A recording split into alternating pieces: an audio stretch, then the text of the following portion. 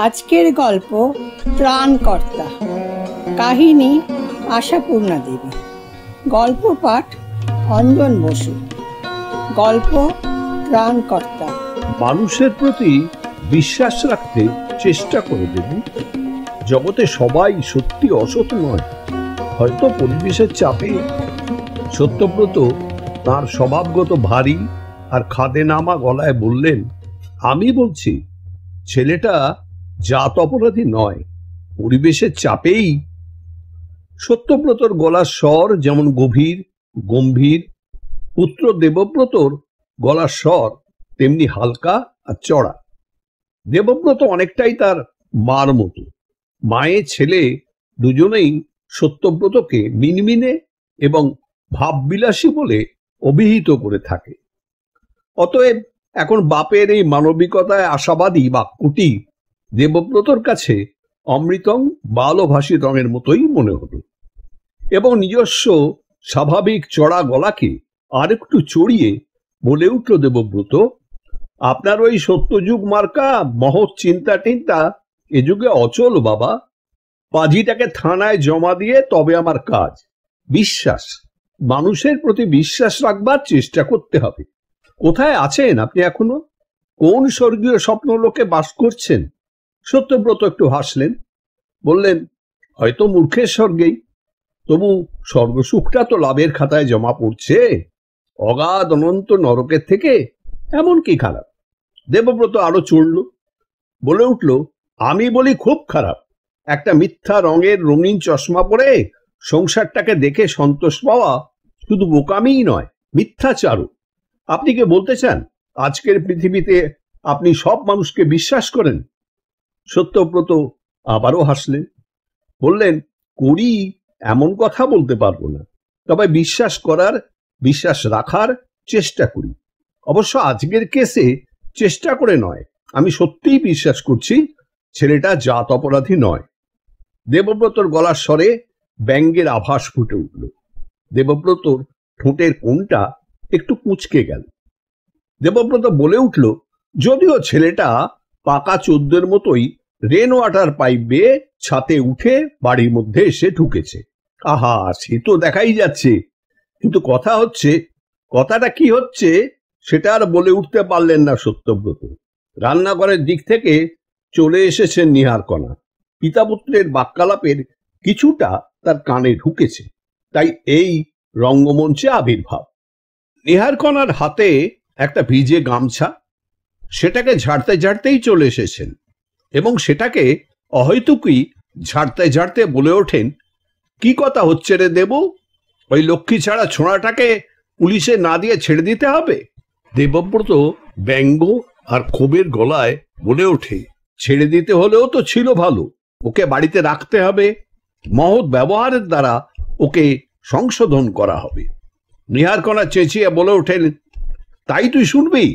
লোকটার মাথাটা যে একেবারে খারাপ হয়ে গেছে তা টের পাচ্ছিস না? রাখ ওর কথা, এই দণ্ডে মিচকেটাকে থানায় জমা দিয়ে আয়। কে বলতে পারে ওর সূত্র ধরেই একটা বড় গ্যাং ধরা পড়ে যাবে কিনা। নে, চা খেয়ে বেরিয়ে পড় সন্তোষকে নিয়ে। হাতের বাঁধন খোলার আগে একবার দেখে নিস পকেটে ছুরি ফুরি আছে কিনা। সত্যব্রত চমকে উঠে বললেন, হাত বেঁধে রাখা হয়েছে নাকি? নীহারকণা জোর গলায় বললেন, তা হবে না, হাত খোলা থাকলে কি না কি করতে পারে, ঠিক আছে? সত্যব্রতর খাদে নামা গলা থেকে একটা কথা উঠে এলো, ঘরের দরজায় বাইরে থেকে তালা দেওয়া হয়েছিল কিনা? তা তো ছিল। বলি, তালা খোলা মাত্র যদি ছুরি ফুরি নিয়ে ঝাঁপিয়ে পড়ে?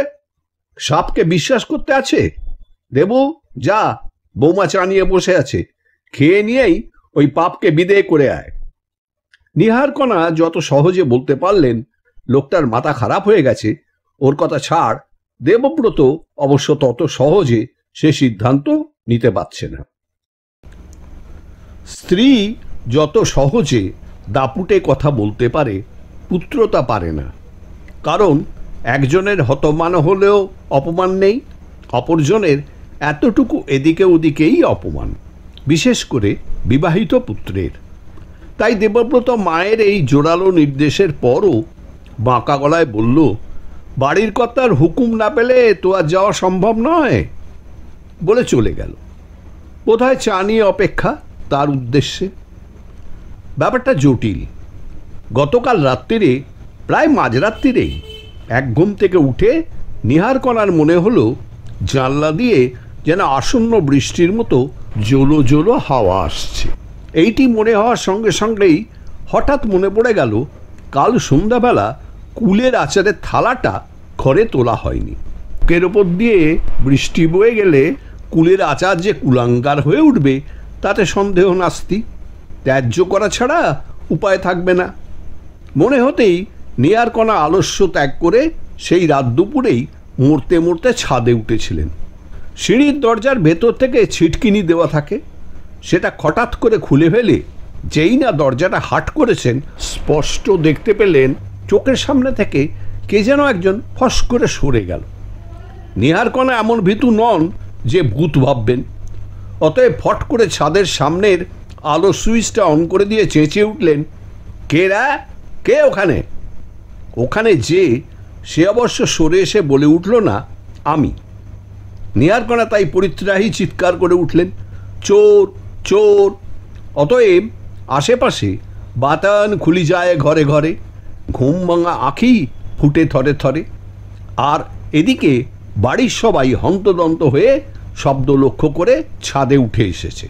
প্রত্যেকের হাতেই কিছু না কিছু হাতিয়ার, কর্তার, ছেলের, বৌমার এবং ভৃত্য সন্তোষের।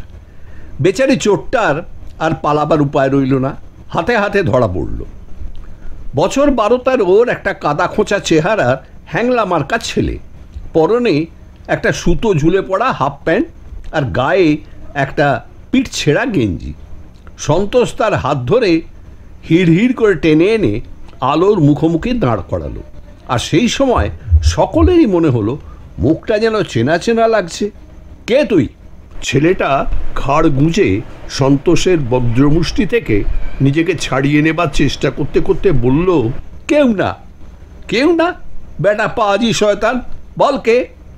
বলান অবশ্য গেল না, তবে নীহারকণার তীক্ষ্ণ অনুসন্ধানী দৃষ্টি প্রশ্নের উত্তরটাই আবিষ্কার করে ফেলল। নীহারকণার চাঁচাছলা গলার প্রশ্নটা রাতের আকাশকে বিদীর্ণ করে ঠিকরে উঠল, তুই পারুলের ছেলে কানাই না? ছেলেটা ঘাড় গুঁজে থেকেই এবং হাত ছাড়াবার চেষ্টা করতে করতে কিছুক্ষণ পরিচয়টা অস্বীকার করার চেষ্টা করল। পারুল কে তা কশ্চিনকালেও জানে না বলল। তারপরই হঠাৎ কেঁদে ফেলে গর্জন করে উঠল, হাতটা ভেঙে দেবে নাকি? ছেড়ে দাও বলছি। সত্যব্রত বললেন, ছেড়ে দাও সন্তোষ, ওই প্যাকাটির মতো হাড় ভেঙে যেতেও পারে। সন্তোষকে অতএব ছাড়তেই হলো। ছেলেটা হাতটায় ফুঁ দিতে দিতে বলে উঠল, এমন মোচড় দেবে যেন স্ক্রুপের প্যাঁচ মারছে, আঙুল না সাঁড়াশি। না, এ ছেলে পারুলের ছেলে কানাই না হয়ে যায় না। কথার ভঙ্গি সঠিক চিনিয়ে দিয়েছে। পারুল একদা এই সংসারে বাসন মাজুনি ছিল। কানাই নামের বছর 2.5-3 ছেলেটাকে নিয়ে কাজ করতে আসতো এবং ছেলেটার হাতে ধরিয়ে দেওয়া বাসি রুটি অথবা শুকনো পাউরুটির টুকরোটা শেষ হওয়া মাত্রই এমন চেঁচাতে শুরু করত যে সত্যব্রত হাতের খবরের কাগজে নামিয়ে রেখে বিপন্ন গলায় বলতেন, ওরে বাবা, এ কানাই না সানাই, তো ওকে কিছু দাও না। নীহারকণা রেগে বলতেন, আশা মাত্রই দেওয়া হয়েছে। তবু আবার দিতেনও 4টি মুড়ি মুড়কি, কি 2খানা মিওনো বিস্কুট। না দিয়ে উপায় কি? ছেলের চেঁচানির জ্বালায় যদি কাজ অসমাপ্ত রেখে চলে যেতে বাধ্য হয় পারুল। ভারী পেয়ারের লোক পারুল নীহারকণার, যেমন পরিষ্কার কাজ তেমনি নম্র ব্যবহার। যত বেশি কাজই পড়ুক কখনো বেজার হতে জানতো না। নীহারকণা বলতেন, তোর ছেলেটা আর একটু বড় হলে স্কুলে ভর্তি করে দেব পারুল, চেঁচানি কমবে। তা বড় হয়ে চেঁচানি ক্রমশ কমেছিল, তবে স্কুলে ভর্তি করে নয়। স্কুলের নামে কানাই শতহস্ত দূর। সেই ভয়ঙ্করের হাত এড়াতে কানাই গেরস্থর কাজ করতে বসত টেনে টেনে। দাদু জুতো জোড়া কি ধুলো ধুস্তুতি, বাড়িতে কি একখান বুরুষও নাই? খুঁজে পেতে বুরুষ এনে ছাড়তে বসত। ইস, খবরের কাগজগুলো সিঁড়িতে ডাঁই করে কে রাখে? দেখতে বিচ্ছিরি লাগে না? বসে বসে চস্ত করে কাগজগুলো পাঠ করে থাক দিয়ে সাজিয়ে রাখতো সিঁড়ির জানলায়। চটজলদি কাজও করতো। ওরে বাস, এখানে জল ফেলে ঢেউ দিয়েছে কে? মানুষের আচার খেতে খুব মজা হবে কেমন? কোথা থেকে একটা নেতার টুকরো জোগাড় করে মুছতে বসতো। তো এই ছেলেকে কে স্কুলে পাঠাতে যাবে? ক্রমেই বালক ভৃত্যের পোস্টটা প্রায় পেয়েই যাচ্ছিল। তখনও এ সংসারে সন্তোষের আবির্ভাব ঘটেনি। আবির্ভাব হয়নি বৌমারও। বড় আরামেই দিন যাচ্ছিল নীহারকণার। কিন্তু এমনি কপালের ফের নীহারকণার ভরন্ত বয়স জলজ্যান্ত পারুলটা কিনা একদিনের ভেদবমি হয়ে মরে গেল। নীহারকণা কপালে করাঘাত করে লোকের কাছে আক্ষেপ করতে লাগলেন। বাসন মাজুনি, কাপড় কাচুনি কাজের লোকেরা ছেড়েই যায় জানি, মরে যায় এমন শুনেছ কখনো? মনে মনে ভাবতু এবার ওর মাইনেটা একটু বাড়িয়ে দে। তা বেচারি পারুল তার স্নেহময়ী মণিবাণীর মনের এই শুভ বাসনাটির খবর না জেনেই চলে গেল। নীহারকণার চোখে সর্ষে ফুলের ক্ষেত।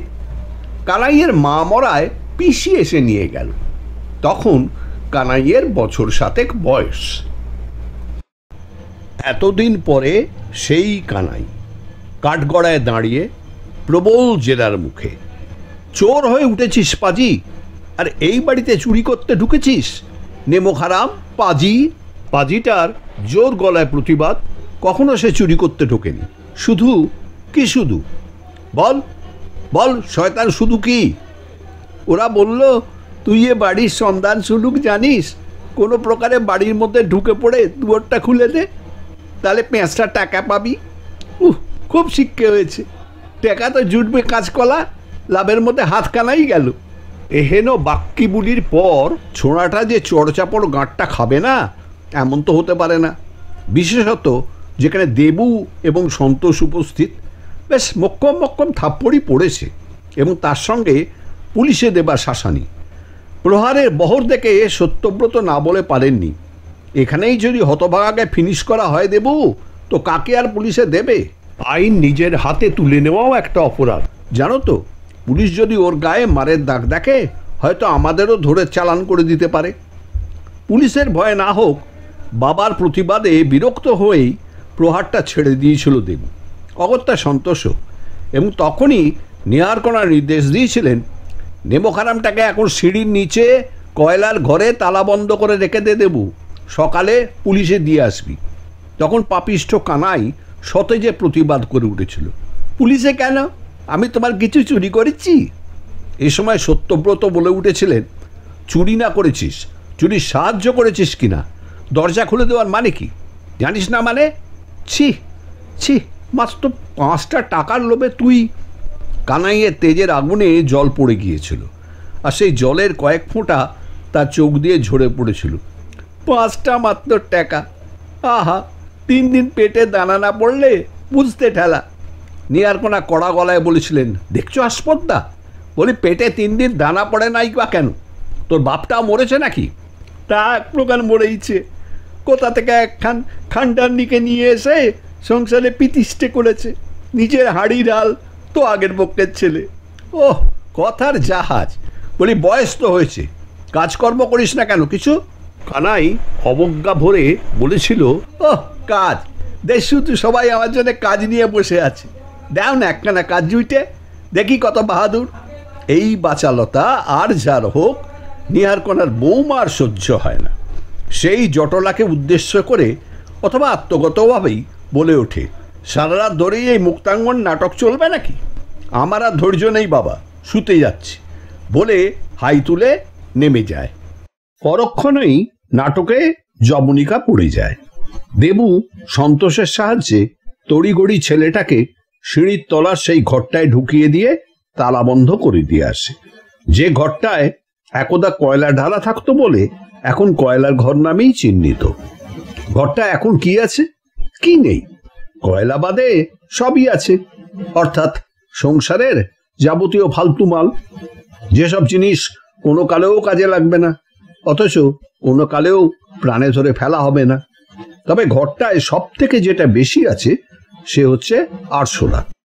সত্যব্রত একবার ক্ষীণ স্বরে বলেছিলেন, আরশোলায় রাতারাতি সাবার করে ফেলবে না তো ছেলেটাকে। দেবব্রত বলেছিল, তবে না হয় আপনার ঘরেই নিয়ে গিয়ে শুতে দিন।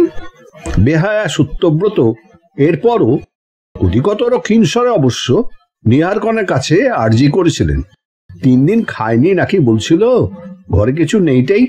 নীহারকণা ভস্য করা দৃষ্টিতে তাকিয়ে বলেছিলেন, কি ওকে এখন পিঁড়ি পেতে বসিয়ে খাওয়াতে হবে?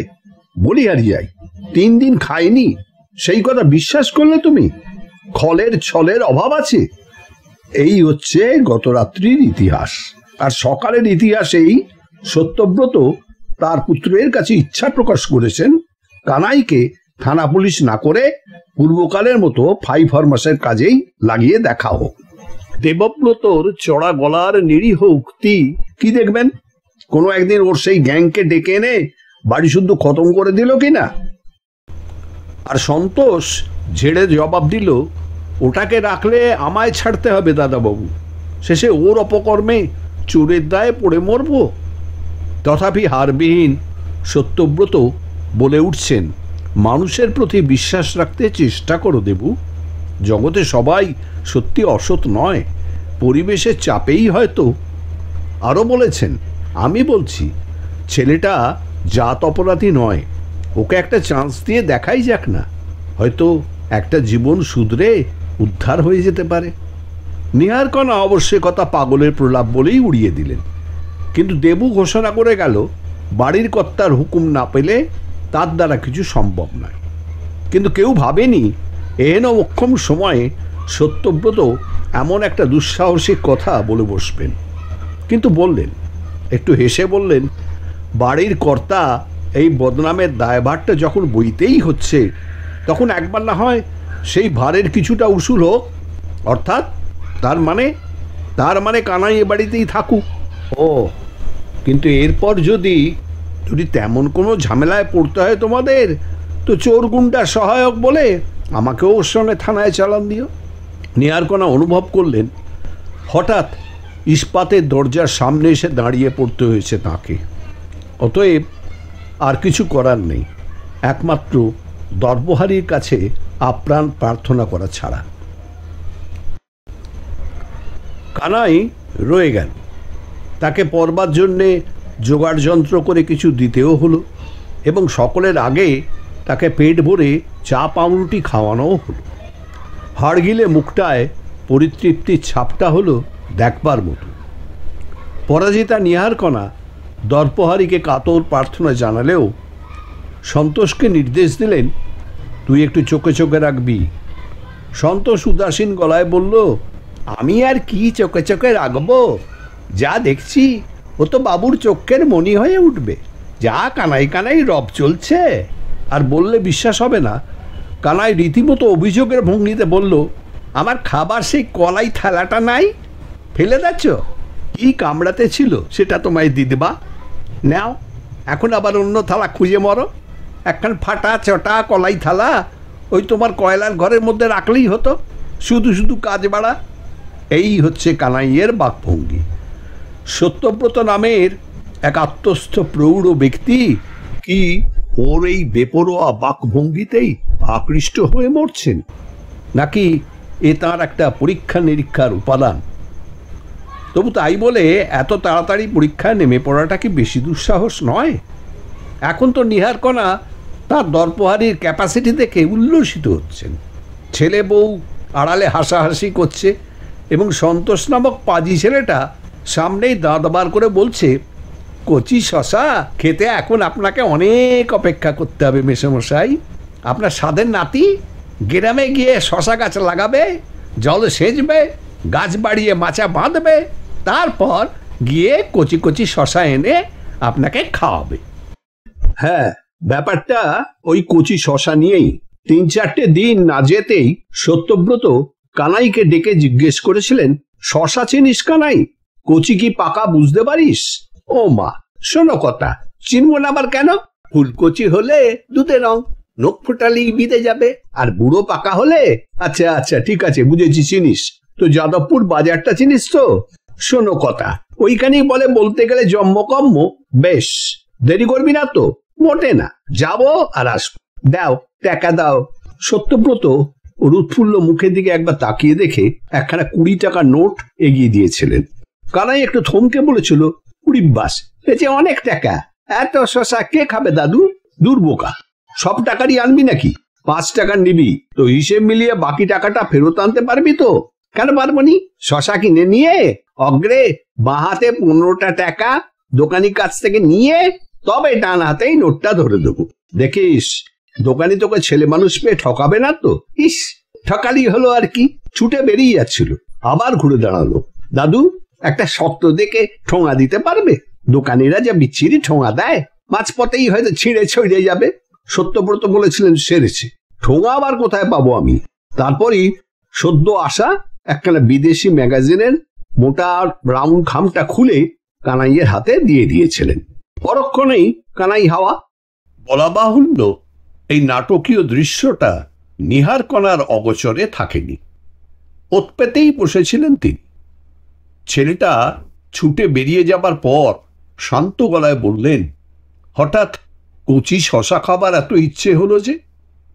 সত্যব্রত হেসে বললেন, এমনি মনে হলো শশা দিয়ে মুড়ি খেলে মন্দ হয় না, তাই 5 টাকার শশা। আহা, আমি কি আর একা খাবো? সবাই খাবো। 5 টাকায় অনেক হবে নাকি? নিহার কণা অগ্রাহ্যের গলায় বলেছিলেন, সবাই খেলে এমন কিছু নয় তো। সন্তোষ আনতে পারত না? পারবে না কেন? ভাবলাম ছেলেটাকে একটু তালিম দেওয়াও তো দরকার। তা 5 টাকার নোট ছিল না বুঝি? হাতের কাছে ছিল না।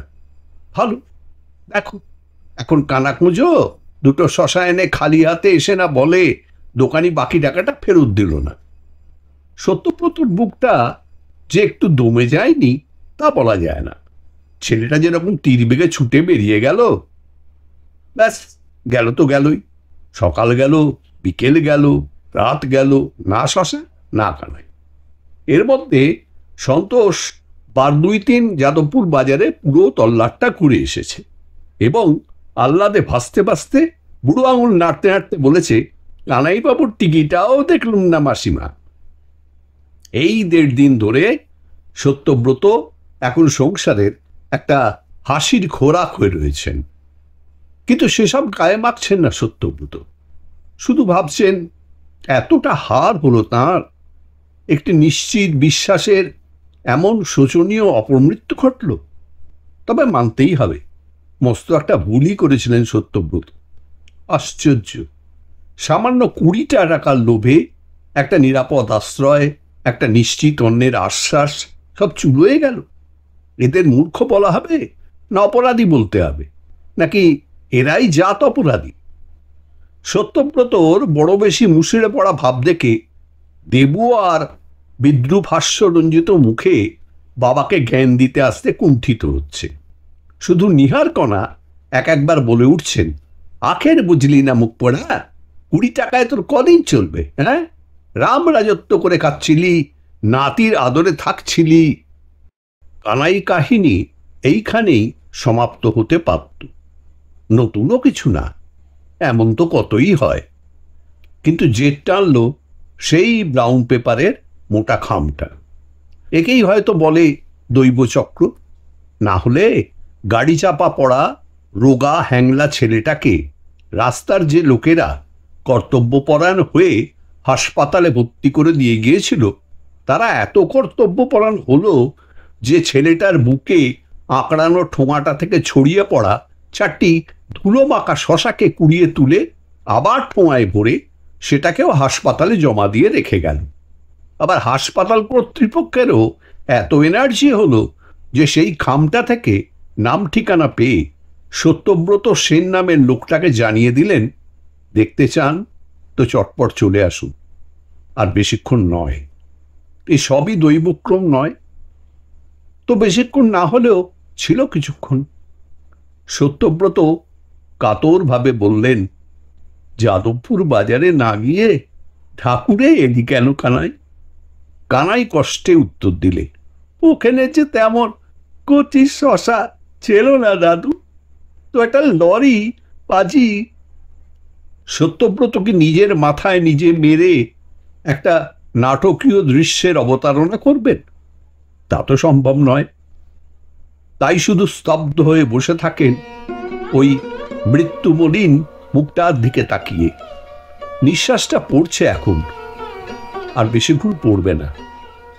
বেদনায় বিদীর্ণ হচ্ছিলেন সত্যব্রত, তবু মুখের রেখায় যেন একটি প্রশান্তির আলো।